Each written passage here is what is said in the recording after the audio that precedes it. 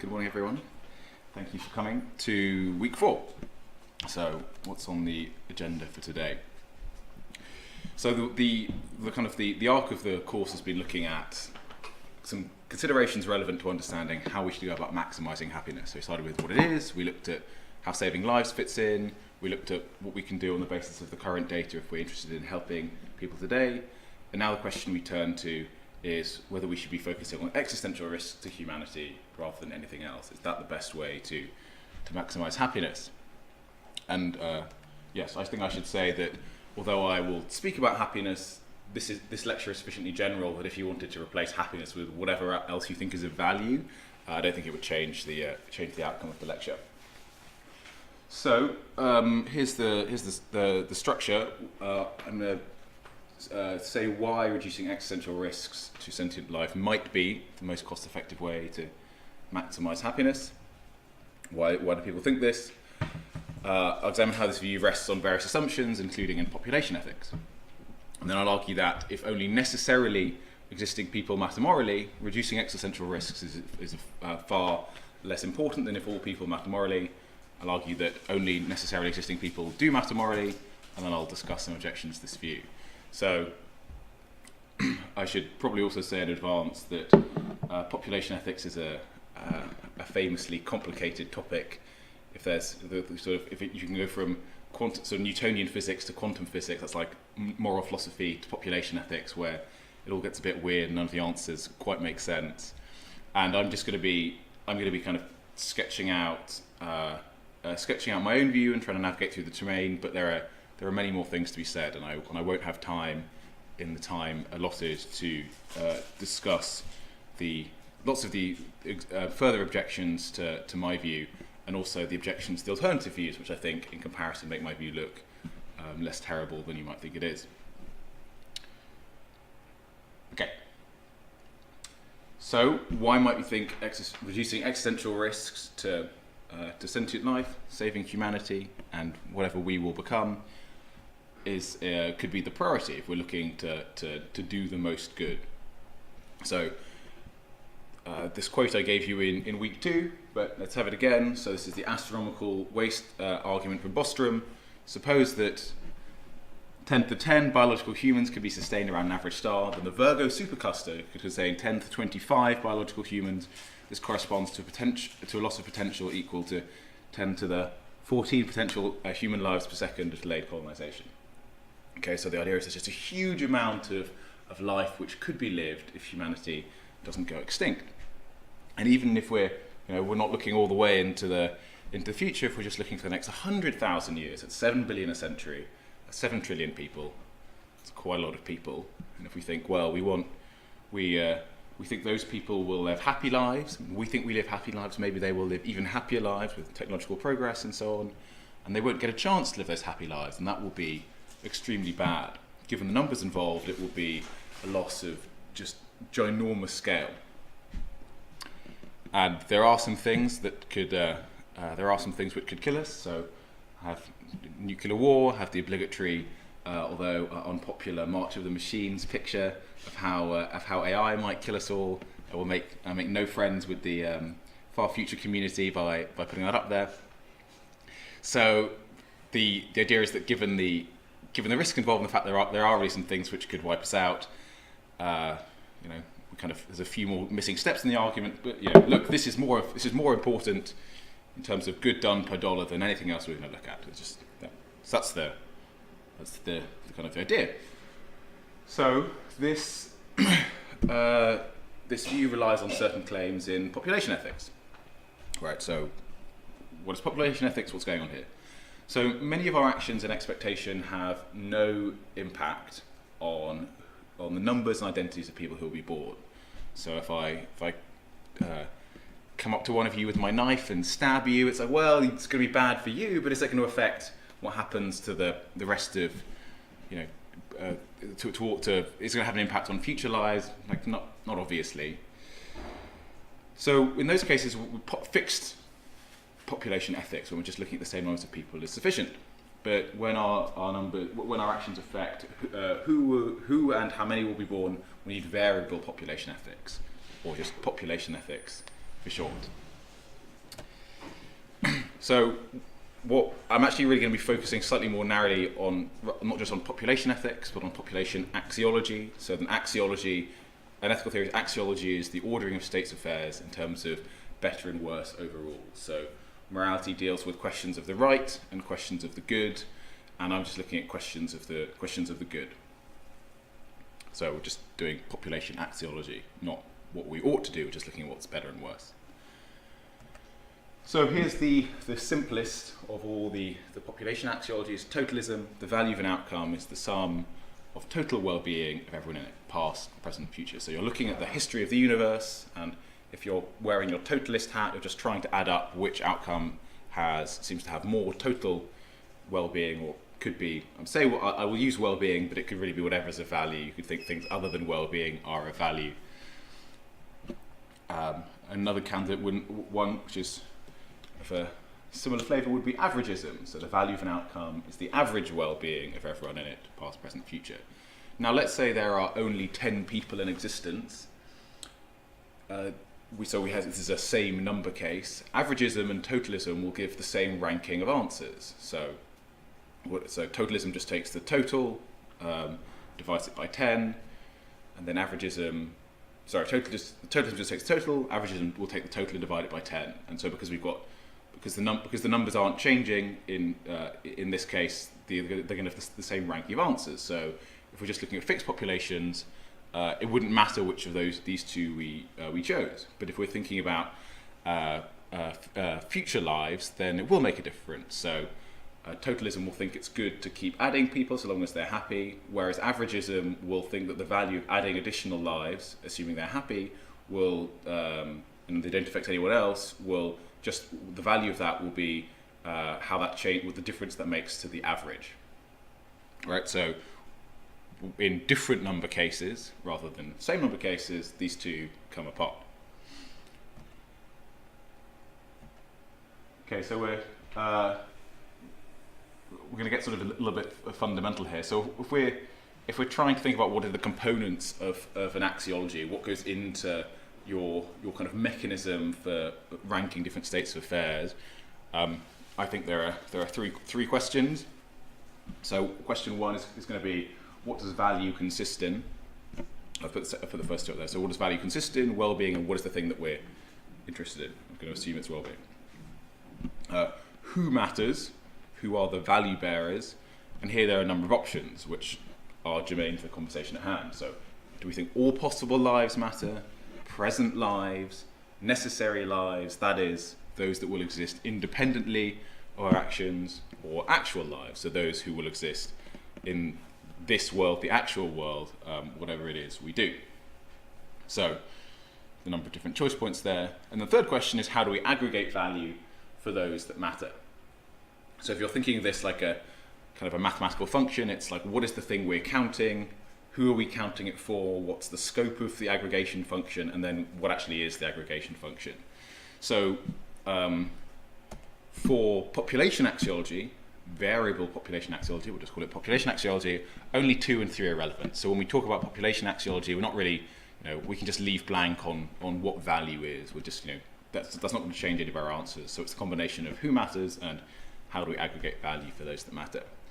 So totalism is a combination of all possible lives from the second question and addition from the third question, and then averagism is a combination of all possible lives and averaging. It's in the name. But so you see that they agree on one thing and they disagree on another component. And that's kind of it seems like all the views in population ethics match this pattern. Again, here are just a couple of more. So there are other combinations of views you could create, but we're just going to look at a few today.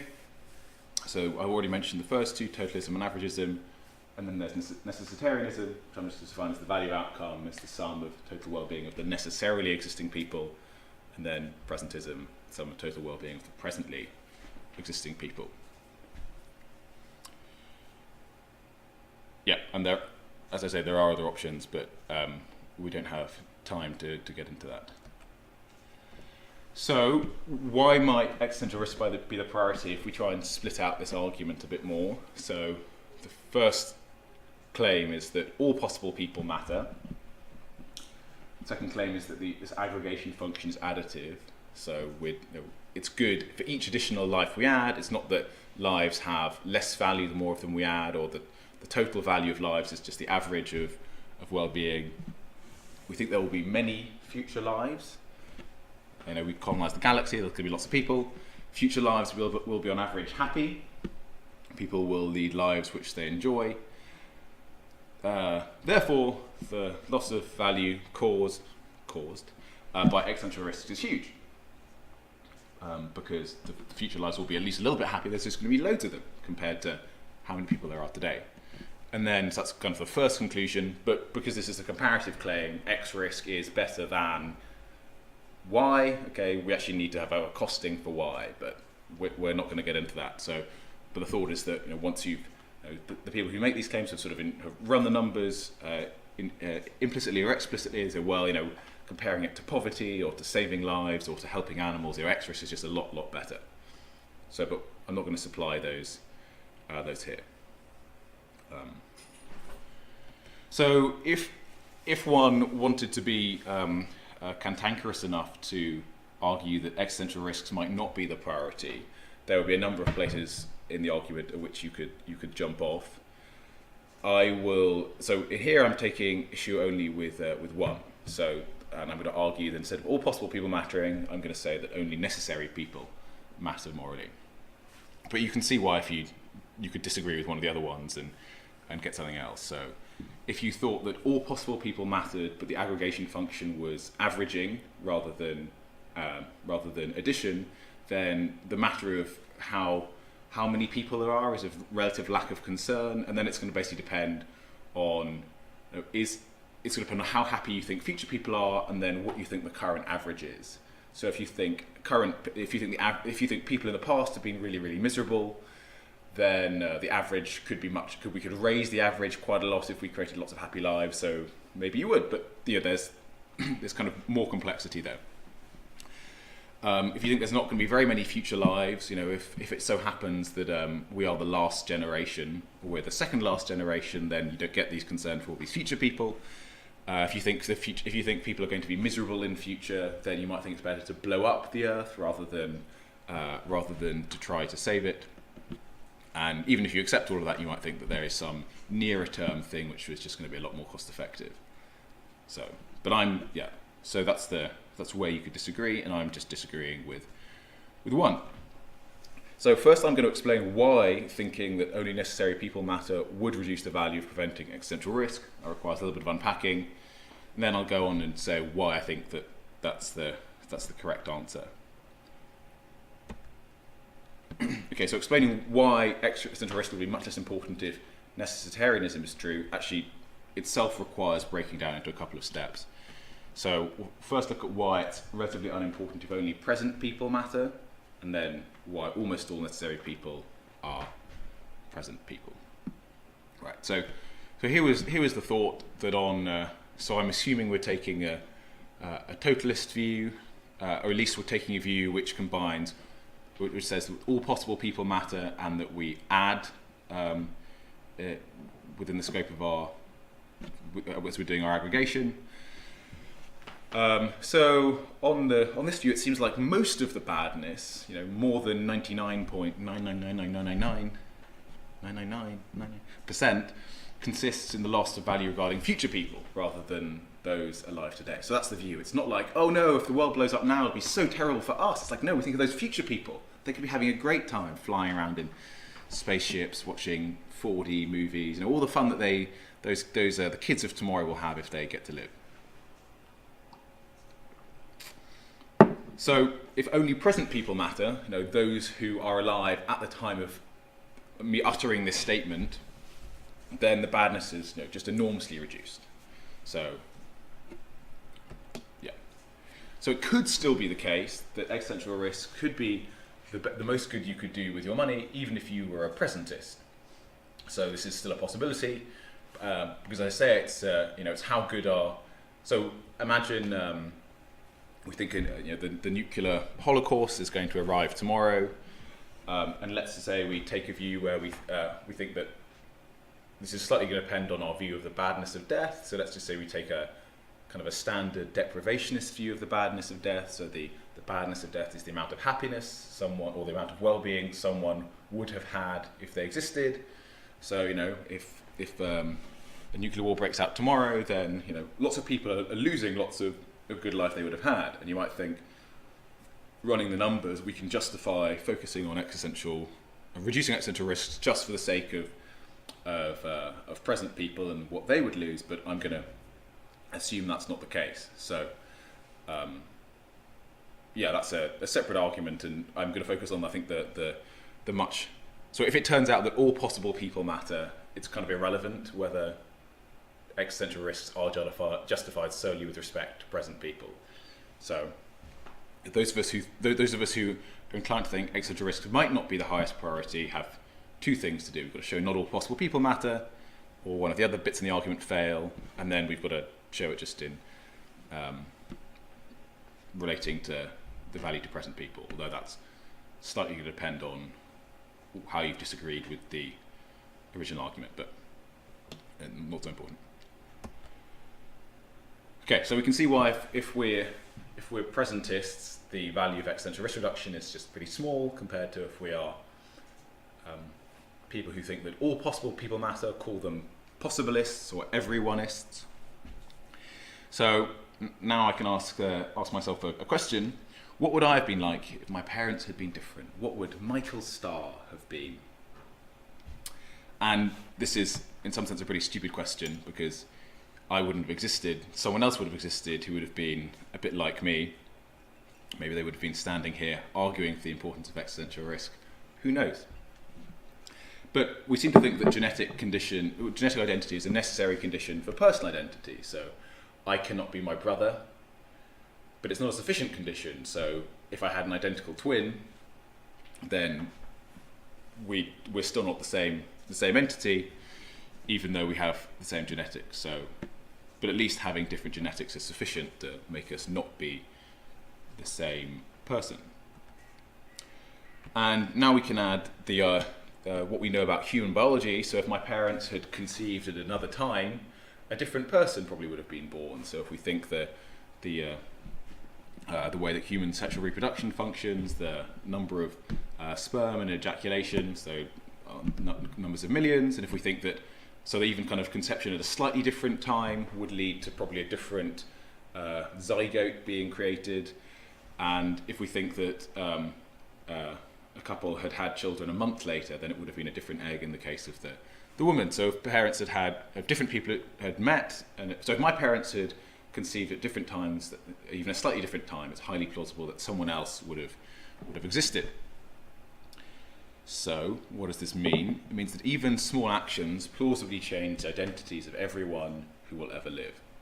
So I suggested that if I went and stabbed a member of the packed audience in front of me, then plausibly this would have no impact on the number of people and the identities of people who would ever live. But actually, this probably would change things. It would have repercussions. It would change who gets born. So, and if you don't believe me, then you can just think of Parfit's suggestion is, imagine if you think you would have been born if the automobile had not been invented.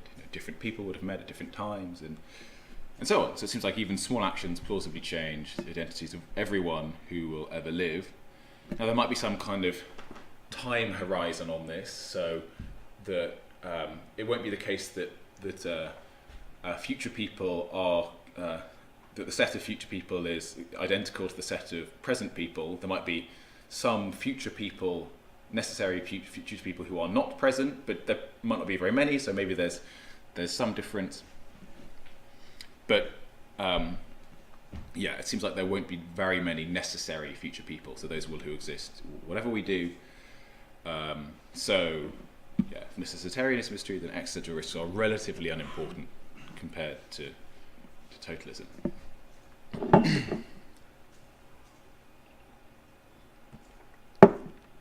Okay, so I haven't told you why I think we should be interested only in necessary people. So I'll try and do that now. So what I'll do is I'll firstly kind of spell out the combination of views which gets us this result, and then I'll kind of motivate them separately. So here are two principles which I think on their face are pretty plausible. So the person affecting restriction, an outcome can only be better, should be only better or worse if it's better or worse for someone. So if we think things are good, it's because they are good for people, not that it's just they're good impersonally for the world. But I'll come back to this. And the second is non-comparativism. So it's not possible to compare the existence for it's not possible to compare the value of existence for someone to the value of non-existence. So existence for an individual, for me, for any of you, is neither better than, nor worse than, nor equally as good as non-existence. It is incomparable in value. So what happens if we combine 1 and 2 together? Well, creating new lives isn't good for anyone. An idea of good just consists in what is good for people. That's the person affecting restriction. So therefore, creating new lives isn't good. And this is summed up by Jan Narveson's, what's known as Narveson's dictum. I don't know why it gets the term dictum, but there we are. Philosophy is fancy. So morality favours making happy people, but is neutral. I got that entirely wrong. Morality favours making people happy, but is neutral about making happy people. So that's the slogan. Make people happy, don't make happy people. Why? Because these principles are correct. Now I'll say in a bit more detail what the arguments for them are. So kind of a key motivation, maybe the key argument for the person affecting restriction is called the container objection. It treats people as mere containers of value. So I'll read out the long quote from Parfit, then I'll explain what's going on. This is from Parfit's Reasons and Persons. McKay writes, just as a boiler is required to utilise the potential energy of coal in the production of steam, so sentient beings are required to convert the potential of happiness resident in a given land area into actual happiness. And just as the engineer will choose boilers with the maximum efficiency at converting steam into energy, justice will choose sentient beings who have maximum efficiency at converting resources into happiness. So Parfit describes this as the steam production model. This could be claimed to be a grotesque distortion of this part of morality, the part of morality that deals with well-being, how things go for individuals. This is the view advanced by Jan Narveson. On his view, happiness is not good that people exist because their lives contain happiness. Rather, happiness is good because it is good for people. So we need to introduce an important distinction here between personal and impersonal value. So personal value refers to things being good or bad for individuals, and impersonal value is the idea that things can be good or bad without being good or bad for people, but being good or bad for the world. So, as Sidgwick put it, from the point of view of the universe. So the container objection is to impersonal value. It's the idea that it treats people or just experiencing entities as containers to be filled with happiness, rather than thinking that it is for their sake that happiness is important. So I think this captures something highly important about what's going on in morality. So when I think about why it's important to try and benefit people, it's because we really think their lives would go better if we benefit them, and that is good for them. On the impersonal view, and taking a solely impersonal axiology, then you have the fact that being happier makes their life go better for that person is of no moral interest. It's totally irrelevant. What is relevant, what is morally relevant, is that there just is more happiness. There is more happiness in the universe, and that's the thing which matters. But that seems, at least to my eyes, to really get things the wrong way around. What is, where we care for individuals' well-being, we care because it is good for them, not just because there is more of the stuff that if they had it, would make their lives go better. So it just puts on an impersonal view and a personal view, if there is someone who goes from neutral to happy, both will agree that's better, but the explanation is in a different place. On the impersonal view, it's better just because there's more of the good stuff, and the impersonal view, it's better because it's better for the individual. So impersonal views do the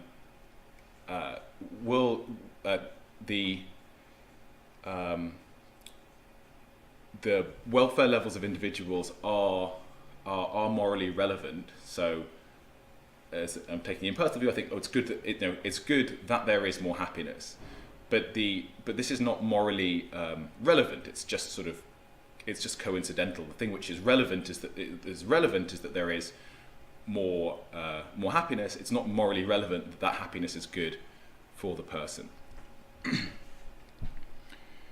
So totalism is concerned just with impersonal value. You might think that you could be a totalist who thinks that being created is good for people, but that's what we're going to challenge in a moment. So it seems like the only plausible version of totalism is that it relies on impersonal value. And this doesn't just apply to totalism. This will apply to any axiology which think that all possible people matter. And this just seems objectionable. It just seems to miss what we think is going on in morality, and why we are motivated why we have reason to act. So what I don't have time to do is to go into a couple of impersonal views, totalism and averagism, and show how, or suggest how their adherence to impersonal over personal value creates problems for those of you, but we could maybe get into that at the end. Okay, so while I think the distinction between personal value and impersonal value is hugely important, it's not really clear to me what there's a huge deal to say about it. It just it seems like people have intuitions one way or the other. So that's so now we move on from the person-affecting restriction to non-comparativism. So non-comparativism is the view that it is not possible to compare existence with non-existence from the point of view of personal value. So existence cannot be better for me, nor worse for me, nor equally good for me. There's non-existence. It's incomparable in value. There is no comparing of these things to be had. So if we want to say that something is better for someone, that requires that the person exists in both of the outcomes that we're considering. So the personal betterness relation is conditional upon existence. You can't say things are better for people unless they exist in both of the outcomes that you're looking at. And existence, I think importantly, existence is to be understood not temporally but atemporally. So if we were presentists, okay, so let's take this scenario. We receive a transmission through SETI that aliens are going to come and land on Mars. And we know where they're coming. It's just where Elon Musk has recently pitched his tent, and they're going to be landing on that spot in Mars in 1,000 years' time. And we don't know how they've just broadcast wide. We don't know how we've picked it up. It doesn't seem like it was intended for us, but anyway, we found it. And so we know that these aliens will be going through a number of generations before they get to us. And what we can do is we can booby trap Elon's tent. We can put some landmines around, other kind of devices, so that when the aliens come, we can just wipe them out instantly, and therefore mean that the future humans will not be attacked by these aliens. So if we are presentists, then this is not good or bad. Then booby trapping this area is neither good nor bad, because none of those people presently exist. So the aliens are going to have a number of alien children before they arrive. So the people who will be exploded on arrival do not presently exist. So therefore, on presentism, it's neither good nor bad. So what I think Necessitarianism captures better than presentism here is that we can still say how that would be bad. So the fact that these people are future people is, I think, morally irrelevant. It's the fact that they will exist whatever we do. So we can't control who these aliens are. So we're not going to change the numbers or the identities, but crucially, we're not going to change the identities. So they're going to arrive, and then it's going to be bad for those people. We don't know who they are, but those are future necessary people. So there's kind of a straw man version of a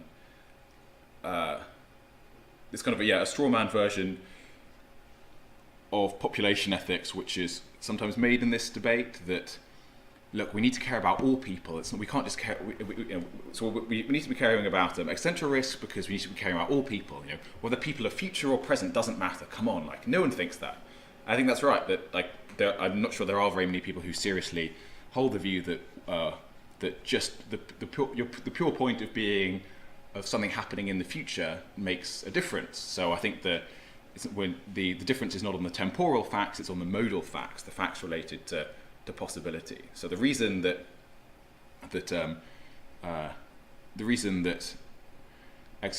preventing existential risks is not a benefit to future people is because these future people are non-necessary, not because they are future. So there's a different explanation. So why should we accept non-comparativism? So Ralph Barder, whose kind of analysis I'm taking for this next couple of slides, offers two reasons which I think are highly compelling. So this one is, they're both quite fundamental about the nature of kind of value and logic. So there can be no betterness relations without relata. What does that mean? A relatum is it's the singular, relata is plural. A relatum refers to each of two or more terms, objects, or events between which a relation exists. Okay, so if we have a relation between A and B, A is more something than B, then the relation exists because those two objects exist. So if we're looking at personal value, what it is to be good for someone, the relata of personal value are the states of a person, the states where the person exists and things are going well or bad for them. They're experiencing joy or suffering. So the value bearers of personal value are the states of the person. Those are the things between which the relations of personal value obtain. So if a person exists in only one outcome, that no betterness comparisons can be made. So better than, worse than, equally good as are the three options for the betterness relation, and none of these obtain, and so the betterness relation doesn't obtain. So thus, so argues Albeda, comparativism is confused at a very basic level. It's not possible to compare something with nothing. So I find this kind of analysis somewhat abstract, so it's maybe a bit easier to see with things we're more familiar with. So take a statement like, I am taller than the number 2. Okay, so we can have relations between different kinds of objects. So the relation of being taller than obtains only where we have two objects, both of which have a height. Okay, so that's the way the relation works. So the number 2 doesn't have a height. It's not that it has no height. Sorry, it's not that it has zero height. I have a height. The number 2 has zero height. Therefore, I am taller than number 2. It's that number 2 lacks a height. It's a mistake to think that it has any property of heightness to be able to put it in a relationship. So it's just kind of confused. If someone says I'm taller than number 2, you might say, well, one response would be, well, yes, because the number 2 doesn't have value. But actually, the statement is confused because we don't think the number 2 can stand in a relationship with something, relationship of height with something that has height, because it has no height itself. Or take another one like x is to the right of. So let's say I am to the right of. The relationship between there is no relation. I mean, what am I to the right of? I need to be to the right of something for the relationship to the right of to obtain. So you need to specify what's on the other end of the relation. And the concern in the case of existence with non-existence is that there is nothing on the end of the relation. So existence is better for me, an existing person, than non-existence. But there isn't a thing there to do the relating. It's ill-defined. So we're trying to compare something with nothing. It's not that I have an existence and I have no properties. I just lack having existence altogether. So with the question of I'm taller than number 2. I have a height, but number 2 doesn't have a height. So the thing that needs to exist and have the property of having a height. So if we're interested in personal value, the person needs to exist, and it needs to have the property of having some states of a person, but those things don't obtain.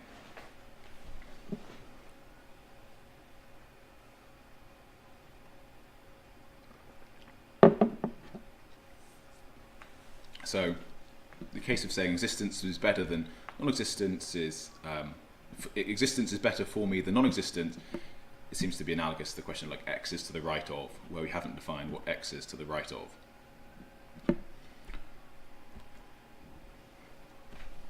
Okay, then there's Beta's second reason, which is no goodness without good makers. And although Ralph puts this as the second reason, I think it seems very similar in flavour to the first, but I'll try and explain what seems to be going on. So if we're asking what makes a life good, bad, or neutral, there needs to be an entity which has some non-evaluative, some non-moral properties which the good, bad, neutral supervene to, which they correspond with. So if we want to say that something is, so we want there to be there needs to be, so let's say we're just interested in happiness, then there needs to be a person who is in the state of being happy, sad, or experiencing hedonic neutrality, and then the good, bad, neutral relations supervene on those states. So there needs to be a person who has some properties, and it's these moral properties it's these non-moral properties from which we get the value relation.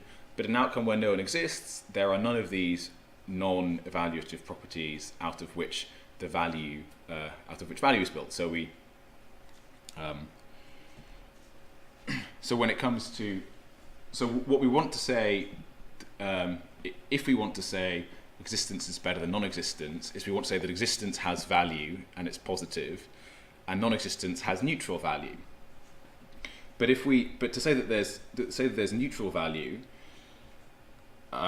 it's not sufficient for there to be a lack of properties. There need to be some properties, and the properties need to have neutral value. So that there needs to be some properties, and those properties need to have neutral value, and that's how we can say there is a zero value rather than a lack of value.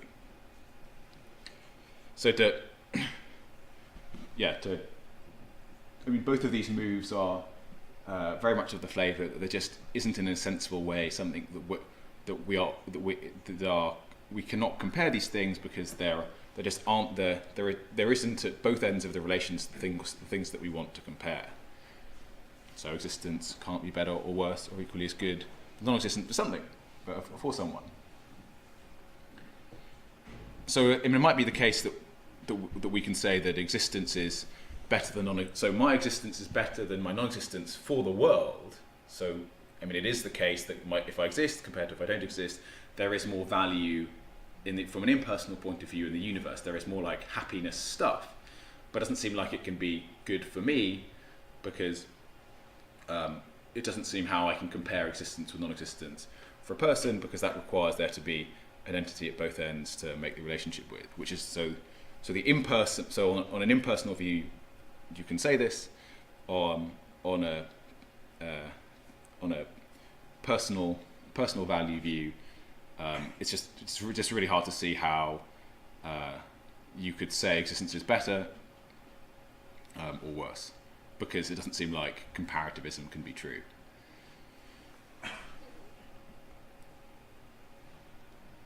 Right, so some results, little table here.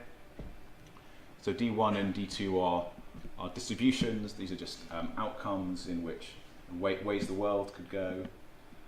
And we have two people, A and B, and the numbers represent their welfare levels, their lifetime welfare levels. And the top right, or in the right, we have omega, and that just means ill-defined. So that's the case where the person doesn't exist. So we can ask, is D1 better? So is D1 better or worse than D2? Well, for A, D1 is neither better nor worse nor equally good as D2, because A doesn't exist in D2, so there isn't a comparison. So it's not that it's not that there's a zero value here, then it's better. The comparison can't be made. And then for B, the person has more of whatever is good in D2 than in D1. So D2 is better than D1 for B. So in some ways it might be easier kind of to explain the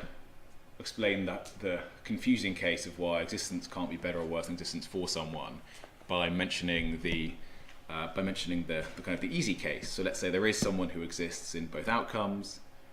Okay, so we have the things which are of personal value, so some states of the person, some sets of experiences, and then they have different amounts of happiness and sadness. Okay, so we do the relation, and the relations are different in value. So it's like, you can have two things if two things had the same height, two things have height, and they have different heights, okay, then you can have the relationship of height obtaining. But if you've only got one thing with a height, it can't be shorter or taller than another thing without a height.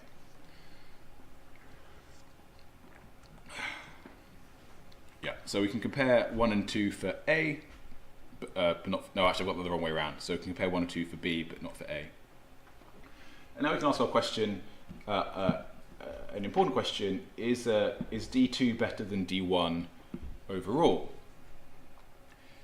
So D2 is better for B, but it's not better for A. In fact, it's neither better for nor worse than nor equally good as. So D1 and D2 are incomparable in value for A, and they're also, but it's comparable in value for B. So what is the overall value of D2 compared to D1? Well, if we're combining a comparable thing with an incomparable thing, we're going to get an incomparable thing. So if we're looking at kind of the overall value of D2 compared to D1, we can't compare them. We don't. So these distributions are not fully comparable. Are only fully comparable in same number cases where we have the same number of individuals who exist in all the outcomes under consideration.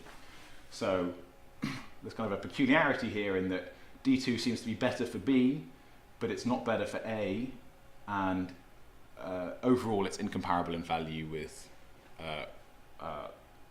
D1 and D2 are overall incomparable in value when we're looking at how they are better for each person, and we're putting those together. So we have incomparability, and incomparability seems to be in some sense infectious, so it's the overall value of the outcome is ill-defined. So this seems to be a problem if we do things this way, because as I've alluded to a couple of times already, it seems like most of our actions will very plausibly change the identities and number of lives. So if that's true, then, so let's say I'm wondering whether it's good or bad to stab someone, and it's going to be worse for them, but then different people will come into exist. And so overall, if we're looking at what's the total, if we're looking at all of the people my action affects, and we're adding up how good or bad it is for all those people, because I'm changing some of the people, and existence is neither better nor worse than the non-existence, it seems like overall the value of my action is incomparable. And this seems just to be the case in every single instance. So it looks like if we do things this way, which I think is the way Beta proposes we do things, but I may have misunderstood that, that seems really paralyzing. It seems like so long as we're interested in value, almost everything is going to be, at the general level, it's going to be incomparable, because there just aren't going to be really any same number cases. So here's my alternative suggestion. So the principle I propose is maximise comparable betterness, MCB. It's not a theory unless you have a principle with artificial acronym. So the value of an outcome is the sum of well-being in the lives that can be compared. So lives that cannot be compared are ignored. So this seems to me to be the intuitive way of doing things. So I agree that D2 is not better for D1 in a general sense when we're adding up how it is for all of the individuals that are affected. But it seems like D2 is better than D1 it seems like it's better than B2 is better than D1 for the individuals that we are able to compare. And if we think that what we're doing is we're caring about how things go for individuals, and we're just trying to make things go better for them, and we're making the comparisons we can, well, for the comparison we can make, it's better. So it seems like it's better overall. So I did not mean to say that. Take that back. So I think it's not true that we can say it's better overall, because we've got incomparability at the general level, but it seems like it's better at the local level. So we can make partial comparisons in different number cases. But that seems to be the thing that we were after. We wanted to say how things would go better or worse for people. So I've left myself about 7 minutes to deal with some major problems that this view faces. I won't get a chance to mention all of them. So the main objection to views of this type, and the type of view which I probably should have mentioned earlier, are person-affecting views, those which think that how things go, so which kind of accept the person-affecting restriction and non-comparativism, seem to face problems of this kind. So this is from a famous case from Parfit, 14-year-old girl case. So this girl chooses to have a child.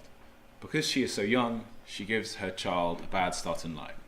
But this will have bad effects throughout the child's life. This child's life will predictably be worth living. If this girl had waited several years, she would have had a different child to whom she would have given a better start in life. So we're just focusing on axiology, how good and bad things are. We're not focusing on normativity. So let's leave aside the question of whether it's right or wrong for this girl to do it. Plausibly it is wrong, it shows bad character and so on. And let's just look at the value. And indeed, let's assume that the impact on that the value of the choice is totally neutral for everyone else apart from the two children that could exist. And it's worth noting that these are definitely different identities of children.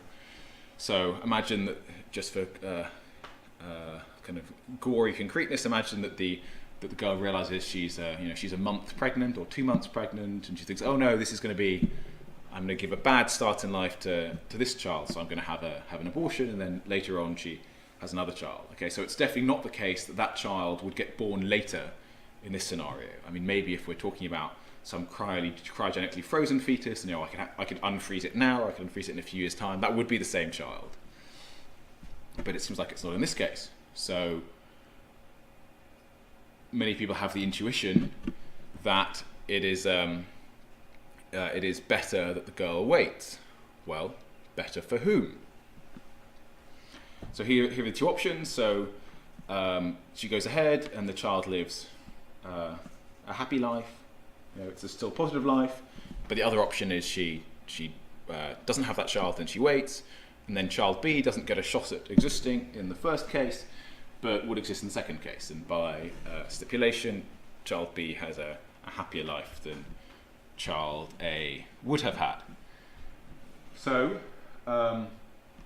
many people have the intuition that it is better for it is better for the child that she waits. So we could say for the child, as in referring to whichever child exists. So, but that's not really the sense in which we're interested in. If we're interested in how things go for the child, because these are different children, we want to know how things go for each. So it's not better for A to exist and not exist. It's what I've been arguing. It's not better for B to exist than not to exist. So it is not. So it's not better or worse or equally good for the children in this case. So the non-identity problem is that even though it seems wrong, okay, well, so we're leaving the normative facts. So it seems bad for the girl to conceive now, even though it's not bad for either child. It's not worse for either child to be this scenario. So I mean, there are things we could try and appeal to kind of hold on to this intuition. So we could say, if the impact on society, but we've left all of those things beside.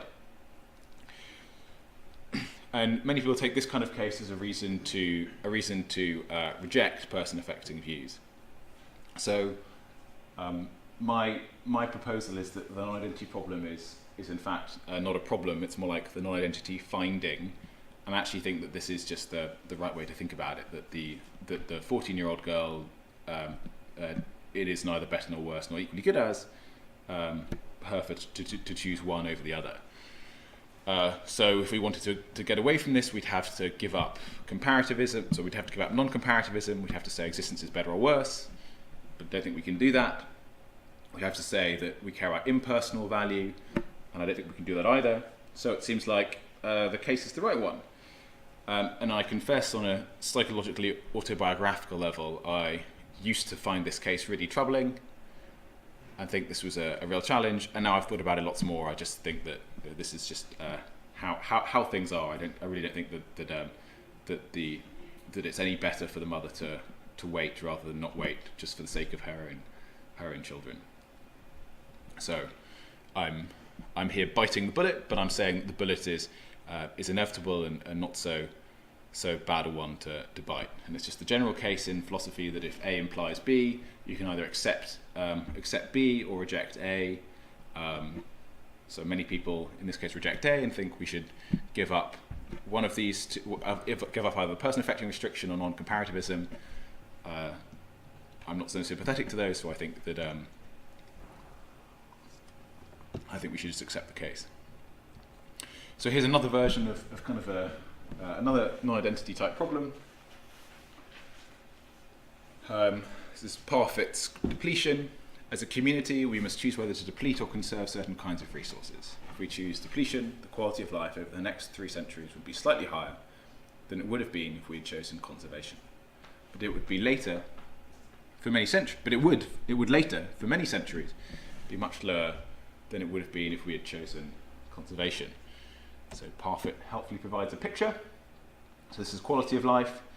Parfit's term of quality of life is something of a term of art, but just think of this in terms of average happiness. So the depletion means that we burn now and improve the welfare of current people, but at the cost of later people. But you can see what's coming here. The problem is that in adopting depletion rather than conservation, we will change the identities of all of these future people. So different people will meet at different times. They will be. I don't need to go into the details because I've mentioned this already. But yeah, so different people will come into existence. So many have the intuition that depletion is worse, even though it's not worse for any of the people.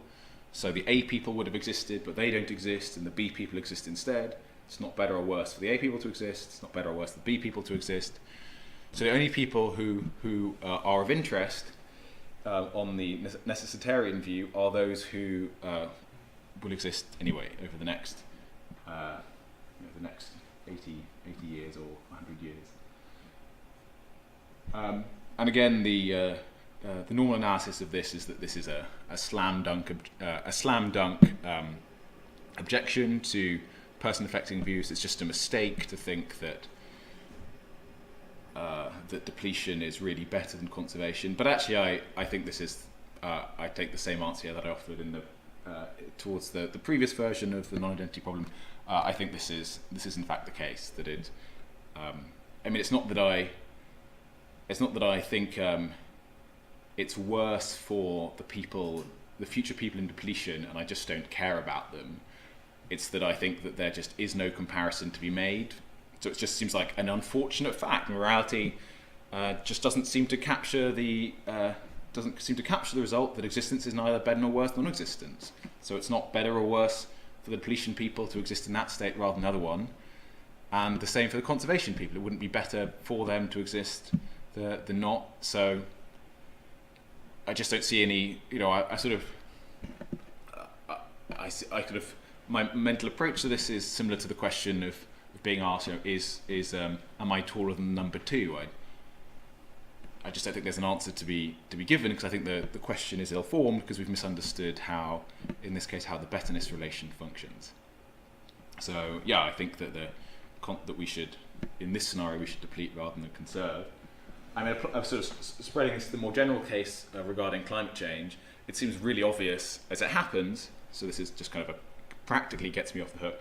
But I think we should be much more enthusiastic about doing things to slow down climate change, because it will be worse for present people. It will be the worse for those who necessarily exist to have, forced migration and all these other things. So I think that's not.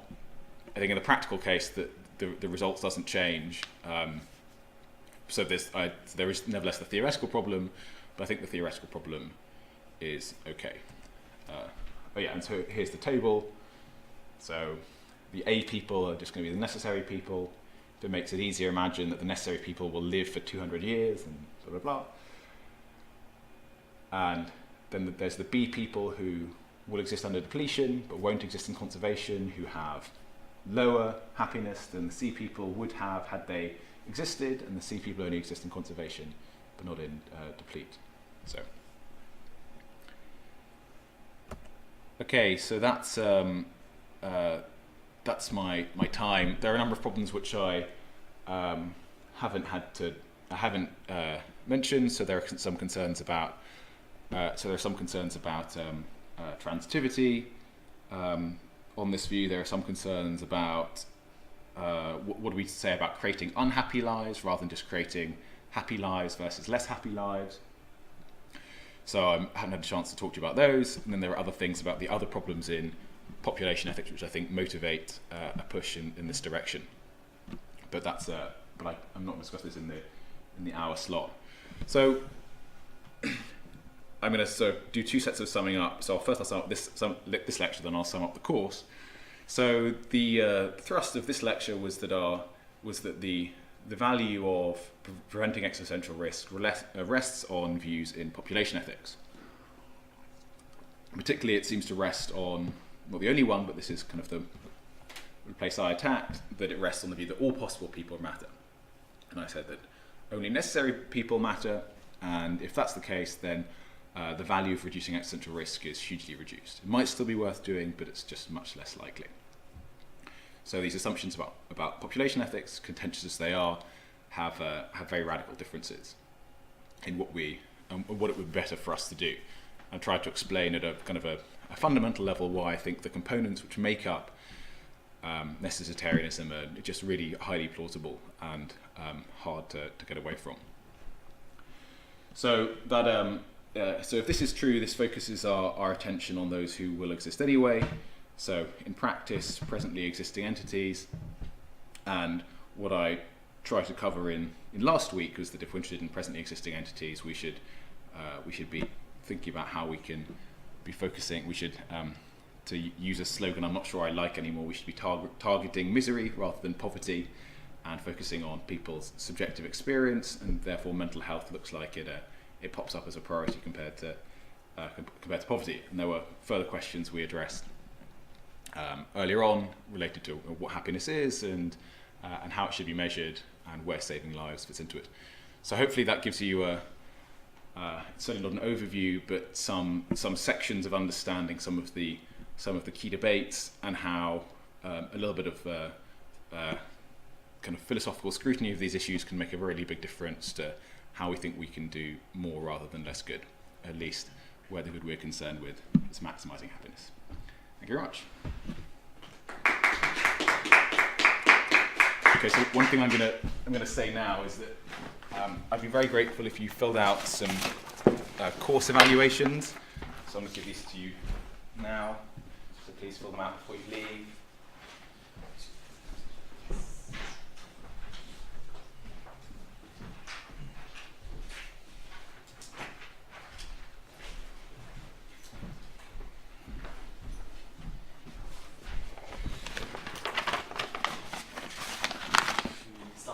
Yeah, sure. Yeah, I've got a couple of things. First, I'd be interested in hearing your thoughts on whether you think there is, in fact, an asymmetry, or whether you bite the further bullet that, say, in the 14-year-old girl case, it's not the case that she could get 2 children that have lives worth living, but she could have like 1 child that has a blissful life later on. But if she gets a child now, it will have a tortured, wretched life that is not worth living. But then, with the non-comparativist, under the 2 constraints that you sort of like accepted, it's still not the case that one is better than the other, or they're not comparable still. Yeah, so I think so I've got maybe 3 responses there. So my first response is to think that I do bite the bullet in this case.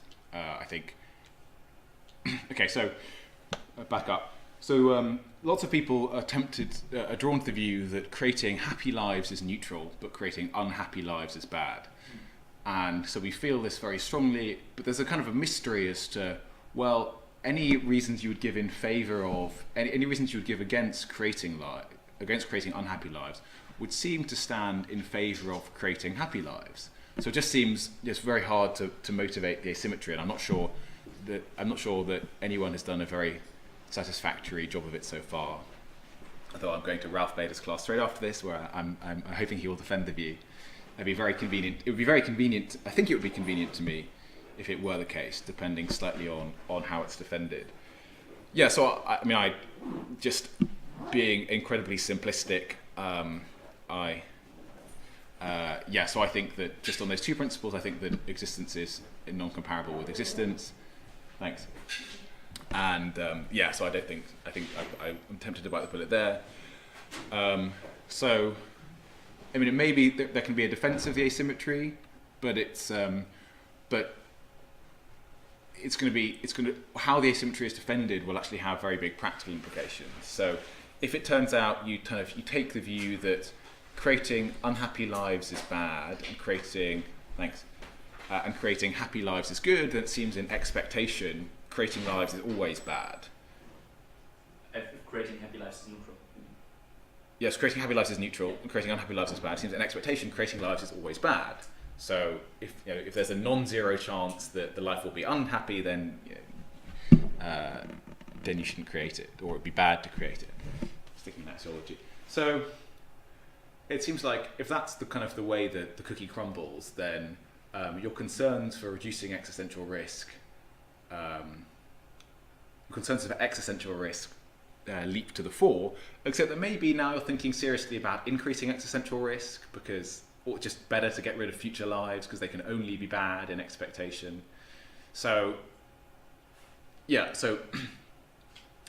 if the argument is what can we say about population ethics such that we don't get the view that existential risks become a priority, well, we basically need to defend a symmetric person-affecting view. An asymmetric view would seem to push us in the direction of thinking, oh, well, now we're just concerned about the bad stuff in the future, not just the stuff in the future. But it seems like there's... So I think Ralph Bader's view is that if the future is going to have happy and unhappy people, but these people are on average happy, then we just have no reason to bring it about. But if they are on average unhappy, then we have reason not to bring it about. So if that's the case, then as long as the future is, then we don't get these dominating, so in this view compared to the one I previously mentioned, where in expectation all future lives are bad, we don't get this kind of huge concern for the future, as long as we think the future is going to be good. So I think on Ralph's view, if the future was going to be bad, we should be leaping to blow ourselves up. But if the future is going to be good, then on average good, then it's not a problem. So that's the asymmetry.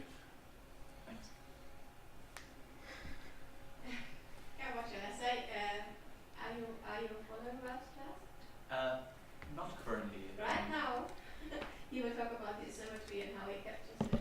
Oh, really? That's straight after this. this. At 11, right? Yeah. Okay. I want to go to the GPI seminar, but maybe I'll just.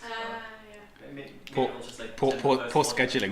All the fun stuff is happening at the same time. Maybe I'll just go to the first 45 minutes of Ralph's class and then decide whether it's worth going to. But all the good stuff happens at the end. Yeah, it's always difficult. I always sometimes think I switch after half of the class, but then I don't have to buy, and then I think, oh, I will be late anyway, I stay here. Maybe I will just stick to Ralph's class, but this was interesting. Okay, I've got a couple more. Yeah, I mean, I already talked about it. So. Okay. Alright, one I'd be interested in is this concept of necessity. I find somewhat puzzling, and I want to ask whether it depends on the perspective of the observer in a way. Yeah. So you gave this example of the aliens, Yeah. and I was wondering, in the case where we have, say, two planets with humans in the same solar system, and they have like a similar case where they exchange a message, like they're going to visit one another, and in some future point. So from the perspective of planet A, the people on planet B are like necessary people, because planet A people can't influence planet like the existence or non-existence of planet B people in the future, and the other way around. So each of them considers the other to consist of future necessary people. Exactly, yeah. But obviously, like people on the A planet can influence the future existence of A people, and so in this case, it would. It's not the case that a future person just has the attribute of being necessary as like a fundamental attribute or something like this. So, but it depends on the perspective of the observer. There are some people in the universe which could change the identity, and there are some people who can't. But then, do we count this person as being necessary or not? I don't know. Yeah, so it seems like it has to be from the perspective of the agent. So maybe an easier way to see this is, so let's say I think you're a necessary person for the purpose of whether I stab you off this class or not. But let's say someone was having this discussion 1,000 years ago. Well, neither of us are necessary people from that perspective. So I think there's this is in some sense there's like presentists will think about it's going to depend on like where you are now, your set of choices, and I think the necessitarian has the same problem, and the actualist is going to have some similar concerns. It's only the possibilist, the one who thinks we should just care about all possible people. Then I think they're the only ones who don't have this problem. But then I don't. So I'm a bit concerned about this, and I'm not quite. And I'd like to try and drill into the details more and see if this kind of produces some weird things. But if it seems like it's an important feature of morality, that it actually just does depend on which people necessarily exist, then it might be again a feature rather than a bug. It at least says to me the weird implication right now that if we have this two-planet case, then for the A people, their future generations are not necessary people. So the A people don't have any moral obligations to do something that would improve the quality of lives of future generations on their own planet. But the B people do see the future A people in 1,000 years coming as necessary people. So the B people have a moral responsibility toward the future A people, which is it's kind of weird.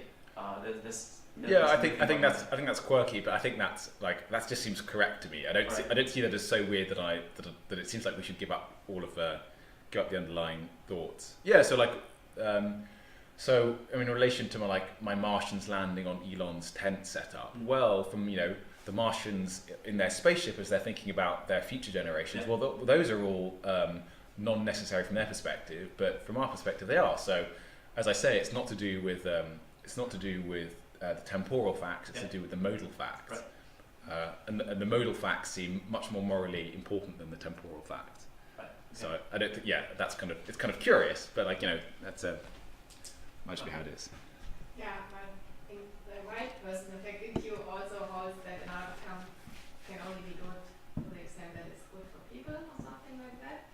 But then it need not be specific people. So as long as we know there will be future people, we should make sure that they are well off rather than not.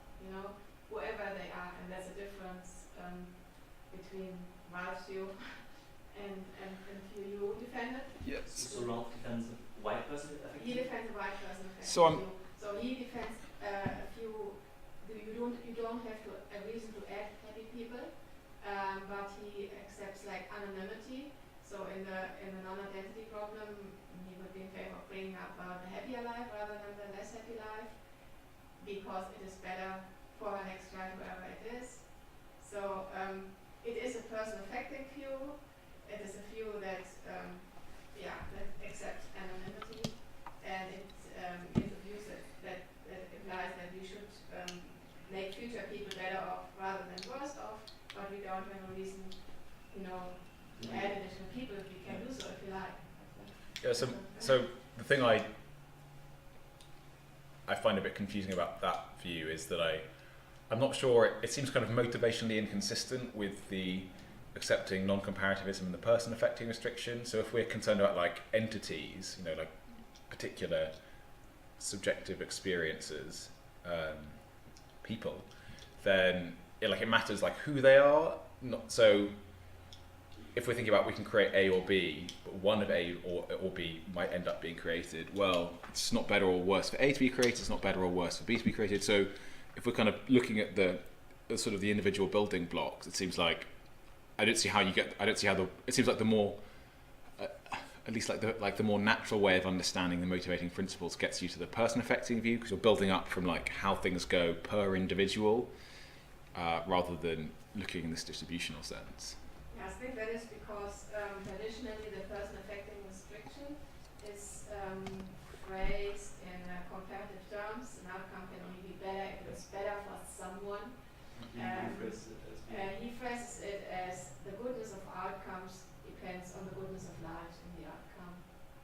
So like the outcomes ought to be evaluated in terms of personal goodness and the goodness of lives. And lives are better here than there. Yeah, and it not be someone particular's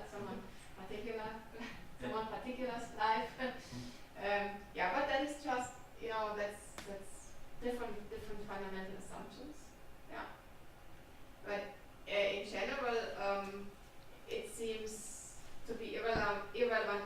I mean, let's say I can either benefit Tom to degree 5 and Tim to degree 10, or Tim to degree 5 and Tom to degree 10, it doesn't seem to matter. Sure.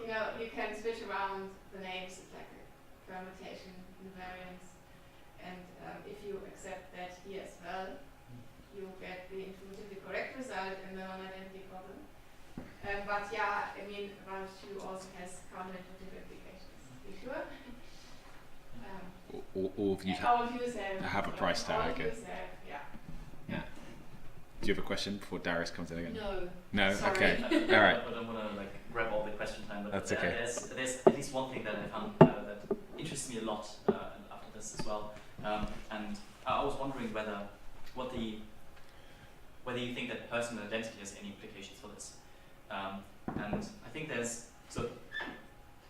in a sense, if you take this Parfitian view of personal identity, it would seem to me that in a way there is no future necessary me. Like 50 years down the line, the person with the name Darius Meissner is not in any way necessary, because the existence of this future person is in a way contingent upon my actions now, and I might develop along very different trajectories.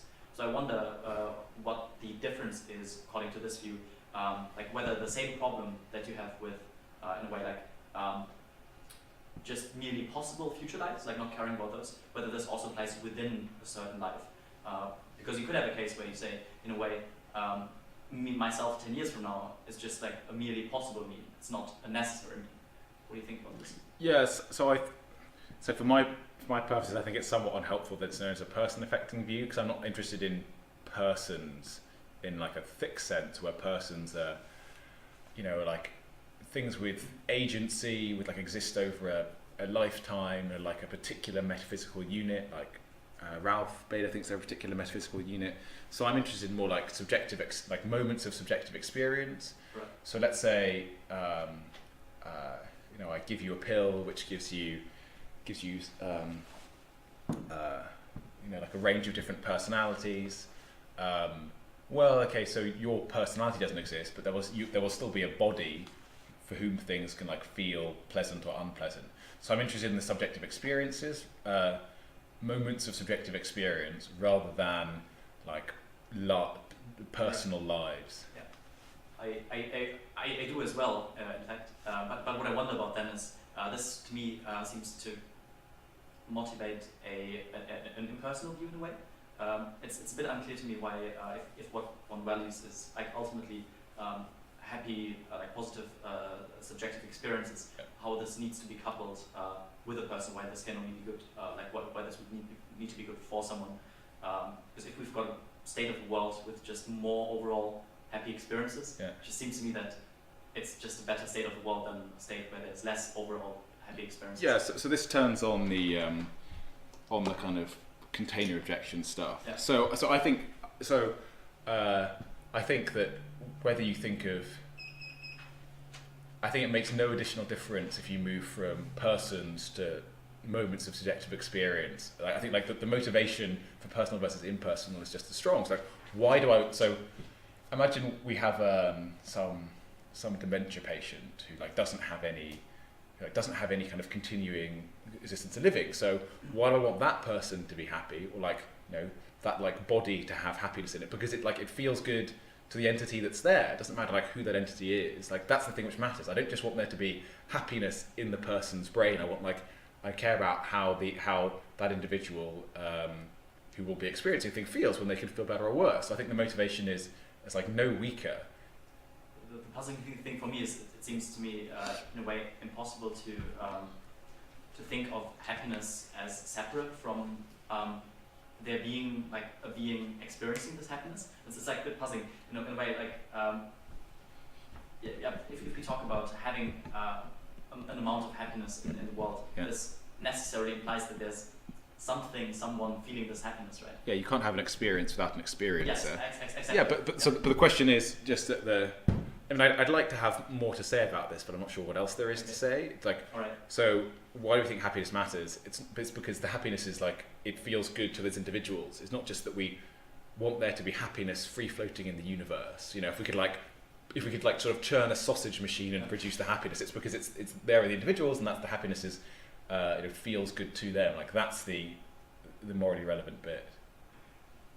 So I think it's probably not a good move to say what I care about is subjective experiences or moments of subjective experiences if you accept personal affecting view. I think it matters that what you care about is the goodness of lives.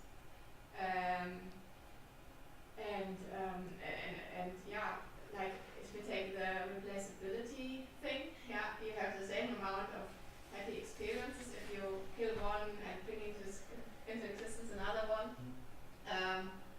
But it seems to some it makes a difference that you harm the one you kill, and you do not benefit the one you bring into existence if you accept non-comparativism. And then there's a clear harm to some entity and there's no benefit to anyone else, but still the overall amount of happiness in the universe is the same.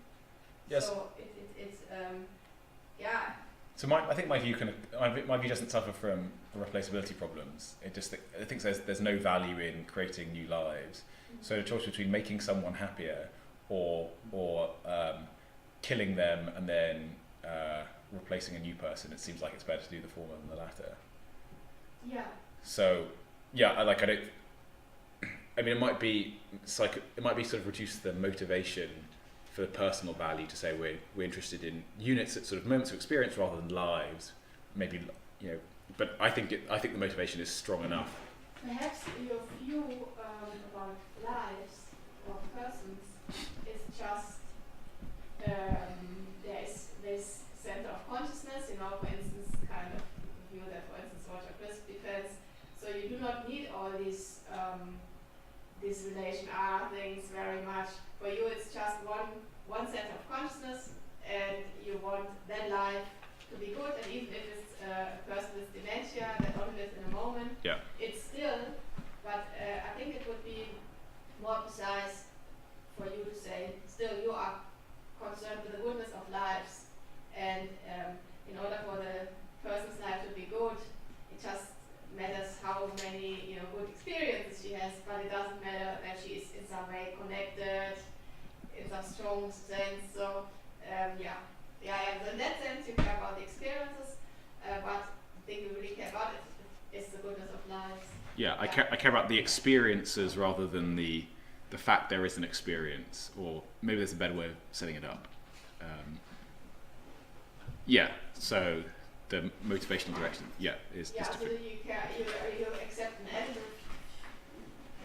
Well, if you accepted an additive view about the goodness of lives, you wouldn't accept Epicureanism about the harm of death. So in some way, so bringing in views of the badness of death like complicate things, and I think they raise some of the same issues, but they also raise some slightly different issues. So I think.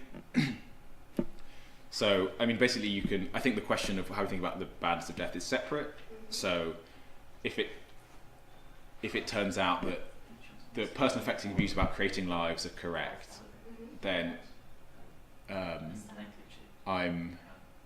think you can accept this without having to say anything about the badness of deaths. So, maybe I will at some later point think that, I think I could combine this with deprivationism. Maybe. But that's. Probably it's the only coherent thing to do. I'm not sure. Oh well, I think that's I think that there are additional. So I think one thing which is perhaps advantageous about person-affecting views with Epicureanism is that you've got the same thing going on about creating lives, as you do about ending lives, and on a person-affecting deprivationist view, you've got kind of an asymmetry across time, and there's something sort of strange about asymmetries. So great. Well, thank you all for coming. I am delighted to have finished giving my set of lectures.